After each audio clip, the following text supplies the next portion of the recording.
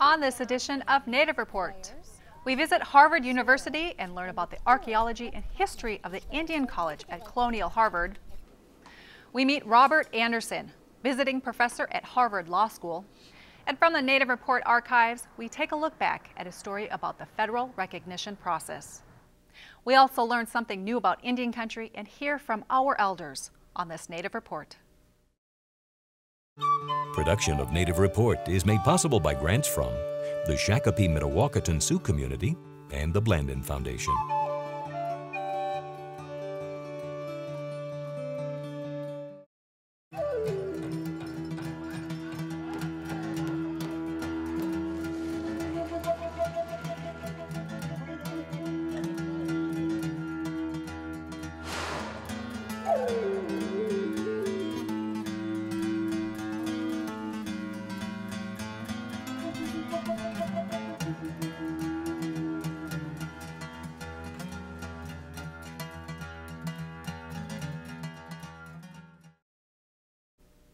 Welcome to Native Report. I'm Stacy Thunder.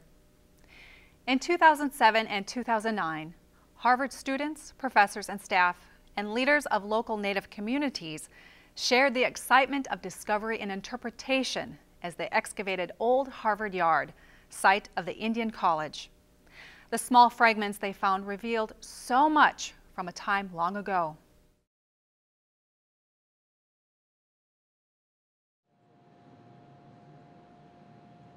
One of the world's oldest archaeological and ethnographic museums is the Peabody Museum on the Harvard University campus.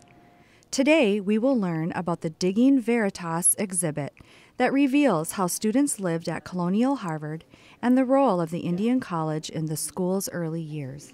Harvard's founded in 1636 with the goal of educating English students to become Puritan ministers. So it's a Puritan institution as it's initially founded.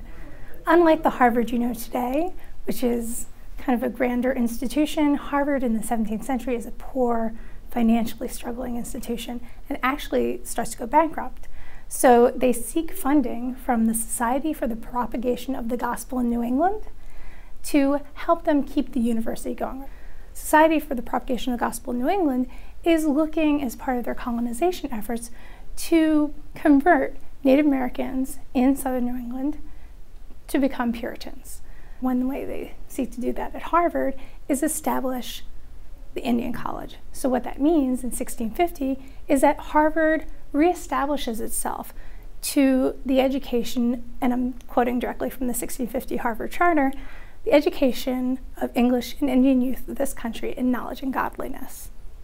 And one way to proselytize and convert a population was through language and language acquisition, both Native American knowledge of English language and vice versa, English knowledge of Native American languages. So 1655, the Indian College building is constructed, and there are only actually a few Native American students that come to Harvard between 1655 and about 1690. Harvard Yard had been excavated during the 1980s. However, the 2005 excavation coincided with the 350th anniversary of the Indian College. In 2005, the Harvard University Native American program organized the commemoration of the 350th anniversary of the Indian College. It was a fantastic event with scholars and celebration across campus. Here at the Peabody Museum, we have an exhibit, a student-curated exhibit called Digging Veritas, which tells the story of the Indian College. So we have the archival information of what the plans were, that it was to be built of brick, that it was supposed to have certain dimensions, and it's supposed to have 2 chimneys and several chambers. So we have that information. There are no maps from the 17th century of Harvard. There's no architectural plans. There's no really complete description. It's just these notes in the records that we find. We've located a foundation trench for the Indian College building. So going from where we really didn't know where the Indian College building was to actually finding part of its foundation trench in the soil has been great. But then to locate printing type, that type that was used in the printing press that was used for the printing of those books in Algonquin, we found the printing type inside the foundation trench where the Indian College was. That just brought it all around. You know, we have a sense of things from the archival records, but the archaeology really gives us a different sense, what their day-to-day was like. What we find is trash, you know, the stuff that's left behind. And that trash tells us how they ate, what they ate, you know, how they studied, what they smoked, what they drank. And that's a fascinating story because it tells us the community that they created as students, both the English and Indian students together here at Harvard. And that story of the Indian College is what faculty and staff strongly believes needs to be told to a larger audience. Peabody Museum has focused specifically on the history of Harvard, on the Indian College, has looked at the charter, and with the help of quite a few faculty and alumni, you know, they've been able to shine a very, very big spotlight on the Indian College and the history of the Indian College at Harvard. This is a very, very unique history. Harvard as the first institution of higher education in the United States, and the first to then also be there to educate Native youth, or, you know, have part of its purpose to educate Native youth. It's one of those things where not too many people know that, especially students who come here. They really have no idea that this is what the history of their institution is. You know, the dig in Harvard Yard was kind of the most in-your-face pointing back to this history, because nobody puts a big hole in Harvard Yard. That doesn't happen. All of a sudden, students, tourists, faculty, staff are walking through Harvard Yard, and there's a big hole, and there's a big sign that says, "We're looking for the Indian College."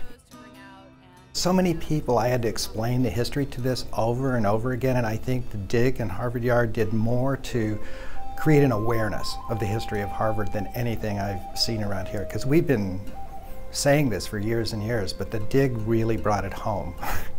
And people had to go by it. It was there during commencement. A lot of visiting dignitaries had to see it and ask questions about it and learn about the history. I also think it has brought it home to the administration, to tell you the truth, the importance of the history. And I think that's a big factor that we constantly have to work on, is keeping this in the awareness of the institution and the importance of the collaboration. So many students come to Harvard not knowing about Harvard's past. So there's students that don't know about Indian education here at Harvard, or the founding of the college, the university as a multicultural place in the 17th century, and how important it was to the creation of Harvard and what we know today. In the 18th and 19th century, that history becomes lost, and that's a key history that tells us about the Harvard. And as a Harvard student, or someone affiliated with Harvard, it's a story we should know.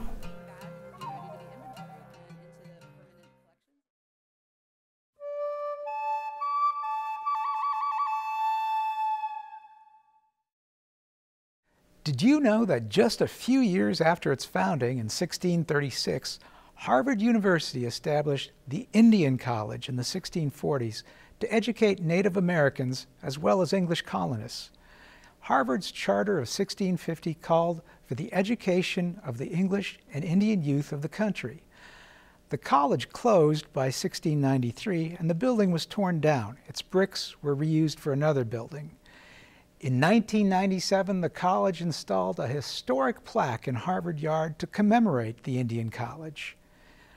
The 1769 charter of Dartmouth College proclaims that Dartmouth was created for the education and instruction of youth of the Indian tribes in this land in reading, writing, and all parts of learning, as well as in all liberal arts and sciences, and also of English youth and any others. However, Dartmouth College graduated only 19 Native Americans during its first 200 years. But in 1970, Dartmouth established Native American academic and social programs as part of a new dedication to increasing Native American enrollment. Since then, Dartmouth has graduated over 700 Native American students from over 200 different tribes, more than the other 7 Ivy League universities combined.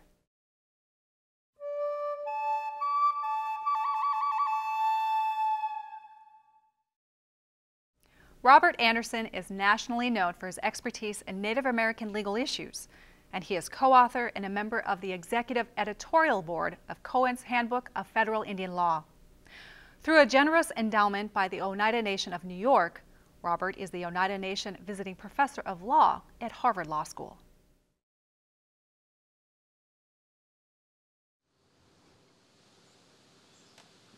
It is here in Minnesota's North Woods where Robert Anderson finds inspiration to work on his academic obligations. It also offers him moments like this when he can enjoy the outdoors. Well, I grew up here in Ely and spent most of my summers right out at this cabin. Well, I've been up here this summer. I've been doing a lot of Alaska work, but also doing my traditional academic, writing articles and working on my 2 books that I'm a part of. And again, that helps me stay very rounded out in terms of knowing what's going on in the field. And education was always very important in my family. I was the youngest of 5. And after high school, I went to a place called Gustavus Adolphus College where my brothers had gone. I wanted to play hockey there. I really didn't like the feel of the place, and after a year I dropped out and thought I was going to just be a construction worker up here, and that was too cold for me, and so I went back to Bemidji State after a short stint at UMD, and I ended up getting my undergraduate degree from Bemidji State. Then I went on to the University of Minnesota Law School and did well there. And while at Minnesota, I was encouraged to go to work for the Native American Rights Fund in Boulder, Colorado as a law clerk. I wanted to be able to, be a lawyer to help people who were complaining about the system, to work with tribes, to help them assert rights.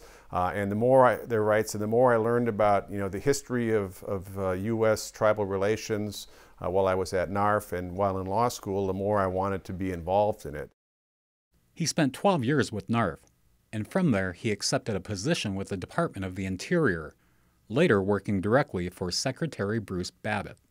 I moved from NARF to the Department of the Interior as a political appointee in 1995.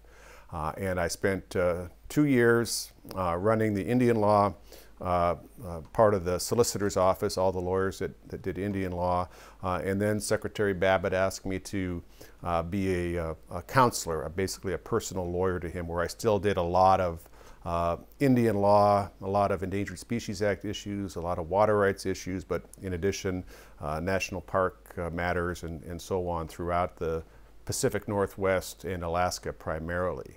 My friend and mentor, John Leshy, said, you ought to go into teaching. You should consider going into teaching. And I thought, well, I don't really want to teach. I'm a lawyer. I love the courtroom. I love policy matters and, being a player in that sense. But I thought, well, I'll try it out.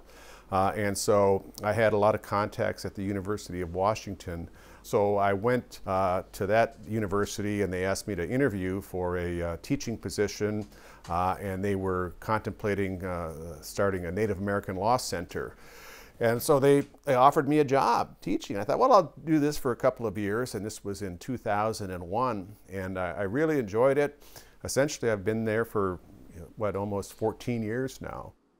Robert, co-author of Cohen's Handbook of Federal Indian Law, is also the Oneida Nation Visiting Professor of Indian Law at Harvard Law School.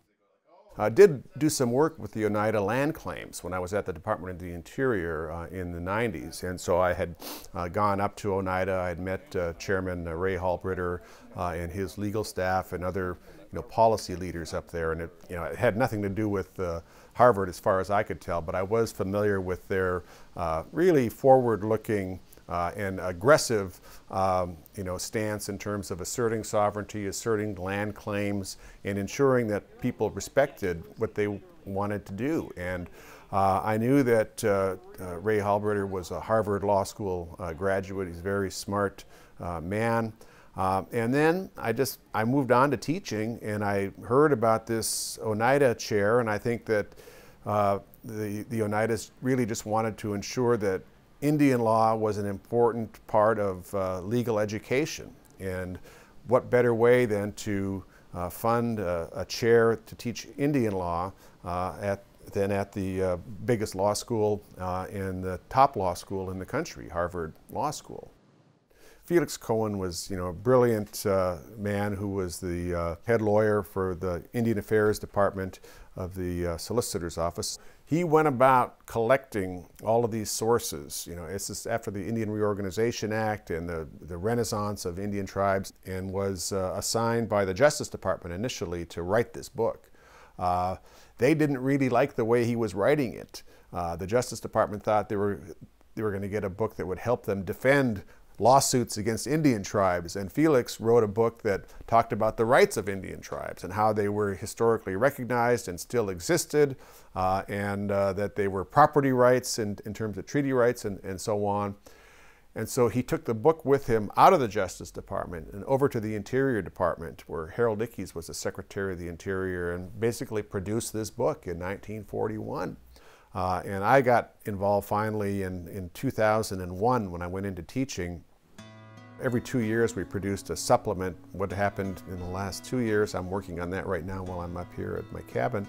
But then after we did 3 of those, we said, well, we might as well do another hard edition. And that's the 2012 edition. It's a hard copy, and now we're updating that. It's great to be at these high-level institutions teaching great students. And there are lots of other places in the country and lots of other great Indian law professors around who are doing the same thing that I'm doing. So I'm happy to be part of that cadre of people.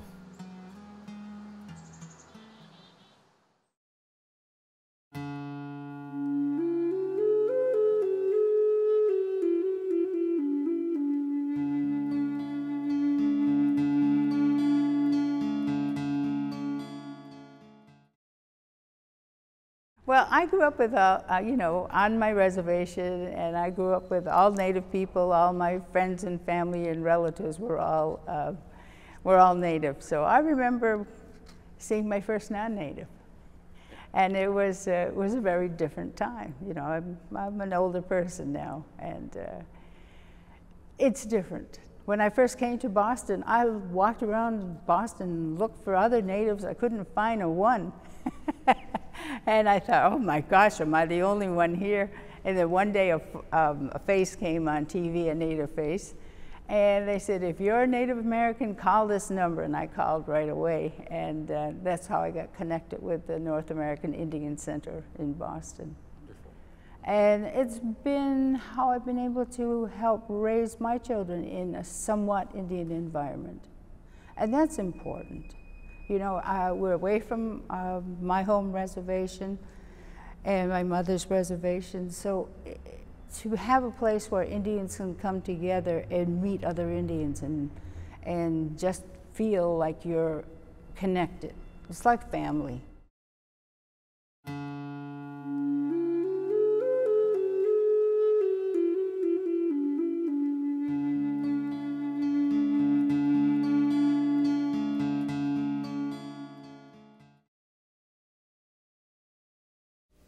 The federal recognition process is the focus of this week's Native Report archive story.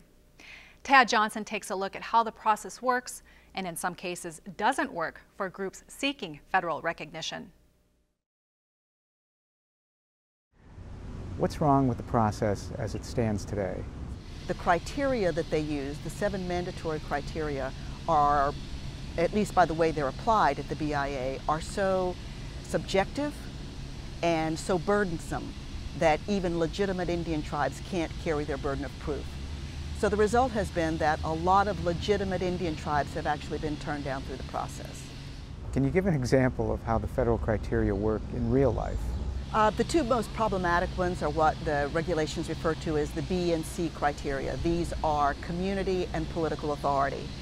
Basically, the way the BIA interprets these, it's an examination of the interaction among tribal members, which of course is highly subjective and difficult to prove.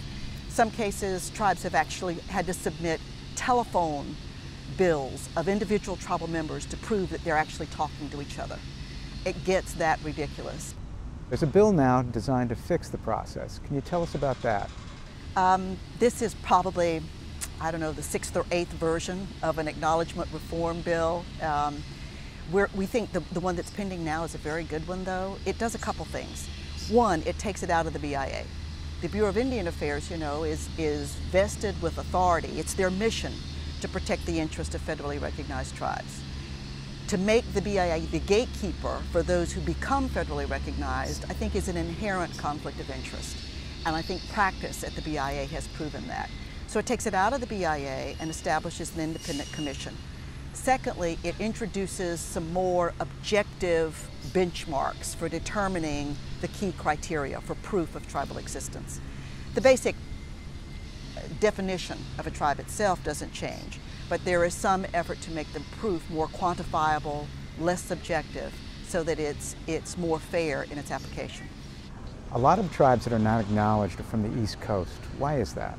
It's complete historical serendipity.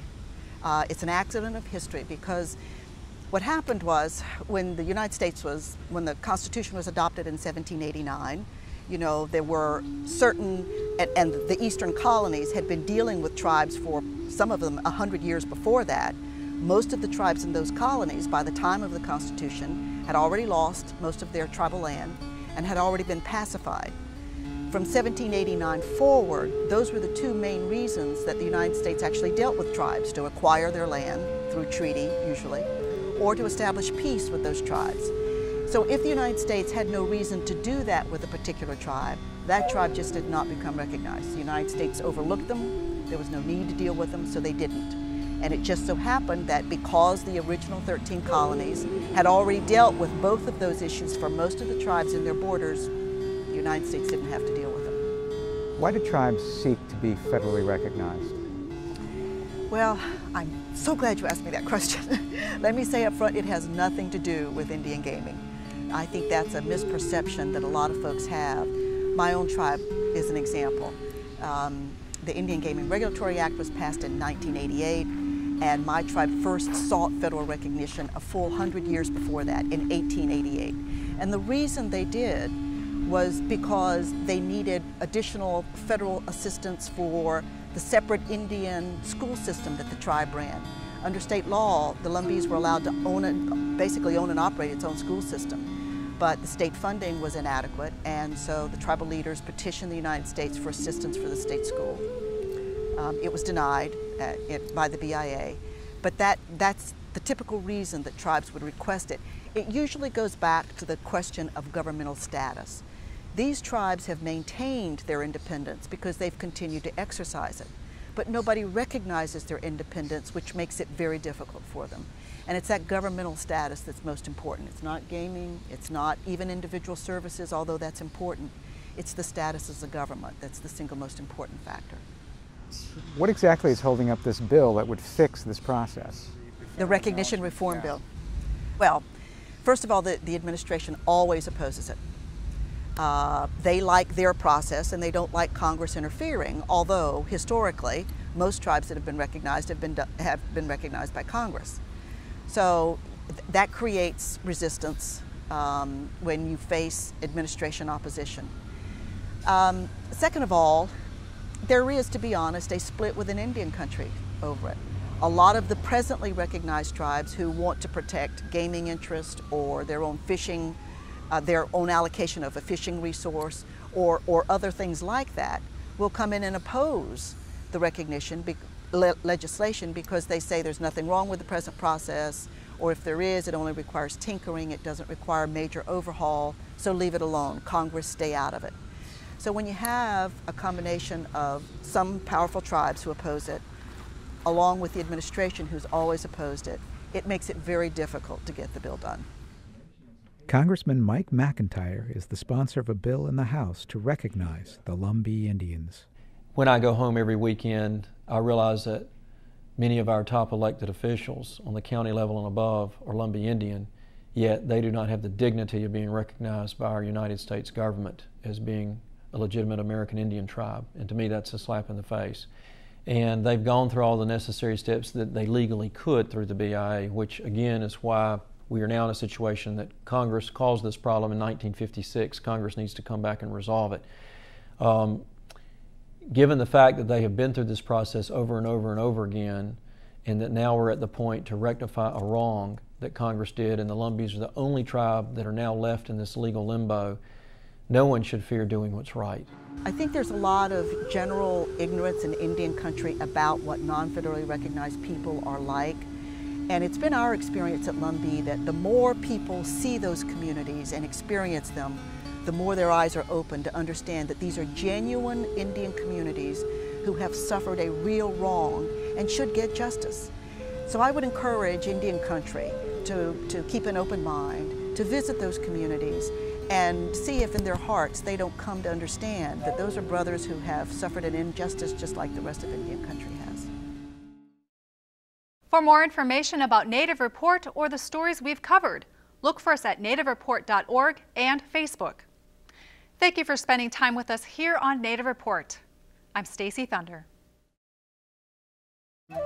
Stacy Thunder is Ojibwe from the Red Lake and Lakota Ray Nations and is the Legislative Counsel for the Mille Lacs Band of Ojibwe.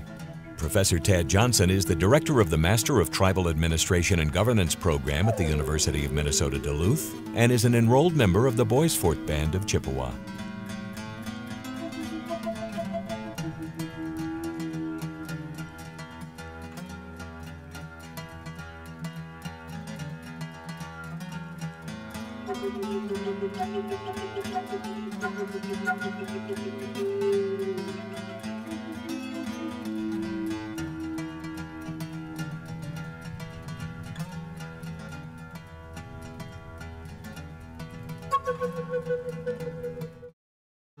Production of Native Report is made possible by grants from the Shakopee Mdewakanton Sioux Community and the Blandin Foundation.